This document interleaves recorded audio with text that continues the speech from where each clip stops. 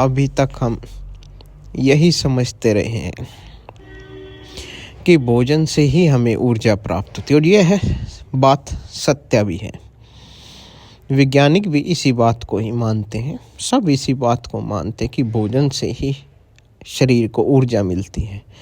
पर शरीर को इस ऊर्जा के अलावा भी कई और ऊर्जाएं चलाती हैं। भोजन से तो हमें शारीरिक ऊर्जाएं मिल जाती हैं, तो फिर लोग इतने बीमार क्यों हैं? क्यों वो अवसाद में हैं? क्यों वो चिंताओं में हैं? क्यों वो डिप्रेशन के शिकार हो रहे हैं? क्यों वो नए से नए रोगों के शिकार हो रहे हैं? रोज़ बीमार हो रहे हैं, रोज़ कोई किडनी का, कोई लीवर का, कोई बीपी का, कोई हृदय का रोग नए से नए फैले जा रहे हैं। क्यों? जब भोजन से ही सब ज़रूरतें, जब सब शक्तियाँ प्राप्त हो रही हैं। पर गलत है।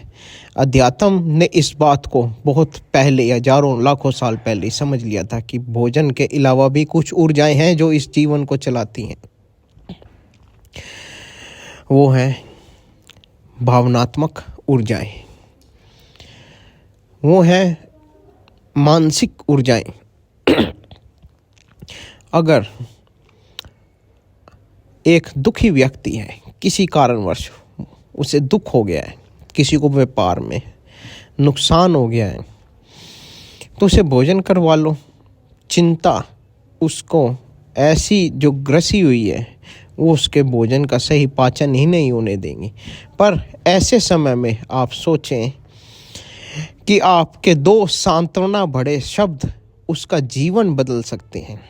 आप उस व्यक्ति के पास जाएं और कहें कि कोई बात नहीं, जीवन बड़ा अनमोल है। आज व्यापार है तो कल नहीं भी हो सकता, और आज नहीं है तो कल बहुत बड़ा खड़ा हो सकता है व्यापार। उस ईश्वर पर भरोसा रखें और नए सिरे से व्यापार शुरू करें। जितनी मदद आपकी हो सकेगी मैं समर्थ अनुसार करूँगा।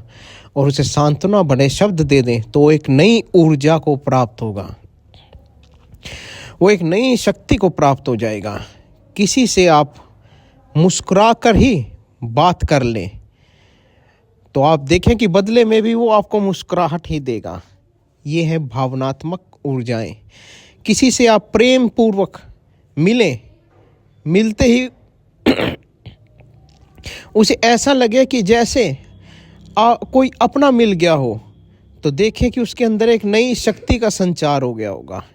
अगर जो किसी बीमार के पास आप जाकर कह दें कि इस बीमारी से तो आप बहुत जल्दी ठीक हो जाएंगे, ये तो कुछ भी नहीं है, मैं चाहता हूँ कि आप बहुत जल्दी ठीक हो, और प्रार्थना करता हूँ परमेश्वर से, वो आपकी इसी सांत्वना भरे शब्दों से ही उठ खड़ा होगा।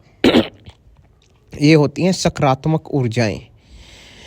ये परमात्मा ने हमें दी हुई हैं, पर हम इनका प्रयोग नहीं करते अपने जीवन में। बिल्कुल प्रयोग, हमने क्या प्रयोग सीख लिया है जो बहुत आसान है, नकारात्मक ऊर्जाएं फैलाने का प्रयोग।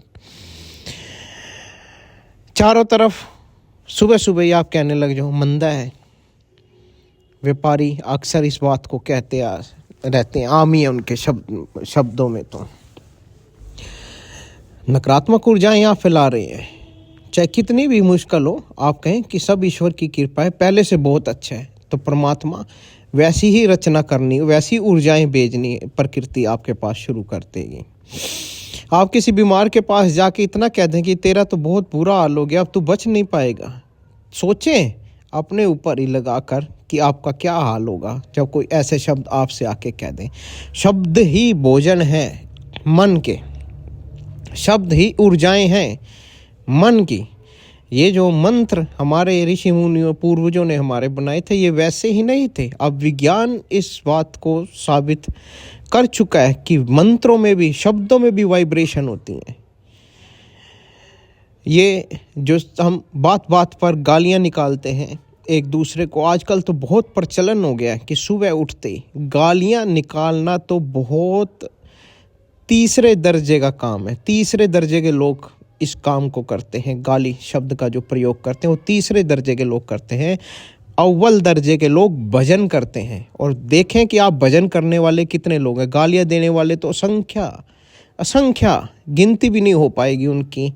वो लोग आपको मिल जाएंगे, पर भजन करने वाले आपको गिनती करनी पड़ेगी सोच सोच कर कि कौन भजन करने